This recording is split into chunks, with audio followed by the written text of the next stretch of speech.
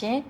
Astro Garden Channel မှာကြိုဆိုပါရရှင်2026ဖေဖော်ဝါရီ28ရက်နေ့တောက်ကြနေ့အတွက်ဆောင်ရွက်ရမယ့်နက်ခတ်အချိန်ခါတွေကိုအစီအစဉ်တင်ဆက်သူများဖြစ်ကြတဲ့ကျမမနှင်းပတ်အိမ်နဲ့အတူမန်ရွှေအောင်တို့ကတင်ဆက်ပေးသွားမှာဖြစ်ပါရရှင်2026ဖေဖော်ဝါရီလ28ရက်နေ့တွင်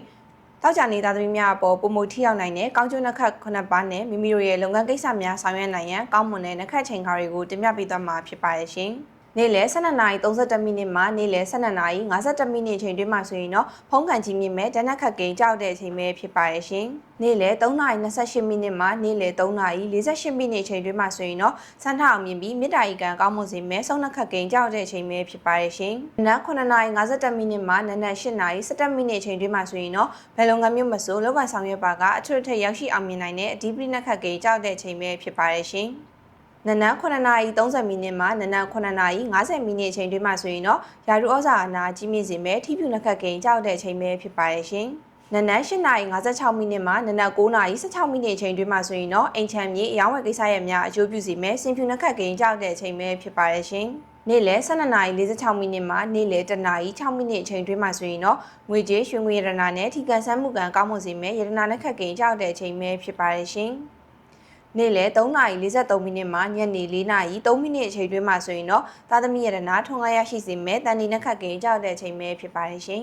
။ဆက်လက်ပြီးဒုတိယခန်းကဏ္ဍအနေဖြင့်တောက်ကြနေသားသမီးများအပေါ်ပုံမူပြီးထိရောက်မှုရှိနိုင်တဲ့စိုးကျိုးနက်ခတ်အချိန်ခါများကိုတင်ပြပေးသွားမှာဖြစ်ပါတယ်ရှင်။ည9:20မိနစ်မှည9:40မိနစ်အချိန်တွင်းမှာဆိုရင်တော့မတော်တဆထိခိုက်ဒဏ်ရာရရှိမှုတွေတေကျေပျက်စီးဆုံးရှုံးမှုတွေဖြစ်စေနိုင်တဲ့မရဏနက်ခတ်ကိန်းကြောက်တဲ့အချိန်ပဲဖြစ်ပါတယ်ရှင်။ကြာတာပရိနေ့ညတကောင်ကျော်ပြီးတောက်ကြနေ့အကူနနက်12:19မိနစ်မှနနက်12:39မိနစ်အချိန်တွင်းမှာဆိုရင်တော့အမှုခင်းပြဿနာတွေစိတ်ပူပန်စရာတောကတွေဖြစ်စေနိုင်တဲ့တောကနက်ခတ်ကိန်းကြောက်တဲ့အချိန်ပဲဖြစ်ပါတယ်ရှင်။ညနေ6:34မိနစ်မှညနေ6:54မိနစ်အချိန်တွင်းမှာဆိုရင်တော့ဆုံးရှုံးပျက်စီးမှုများဖြစ်စေနိုင်တဲ့စေတိုင်းနက်ခတ်ကိန်းကြောက်တဲ့အချိန်ပဲဖြစ်ပါတယ်ရှင်။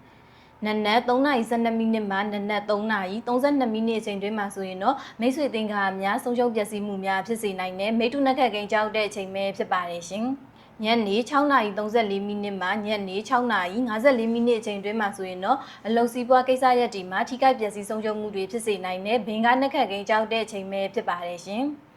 ယခုပေါ်ပြပေးခဲ့တဲ့နက်ခတ်ချိန်ခါတွေကဆိုရင်တော့တောက်ကြနေသားသမီးများအပေါ်ပုံမှုပြီးထိရောက်မှုရှိနိုင်တဲ့နက်ခတ်ချိန်ခါတွေပဲဖြစ်ပါတယ်ရှင်ဒီနက်ခတ်ချိန်ခါတွေကိုသမီးတို့ရဲ့ဆရာဦးစရာကိုမှကိုယ်တိုင်အသေးစိတ်တွက်ချက်ပေးထားတာပဲဖြစ်ပါတယ်ရှင်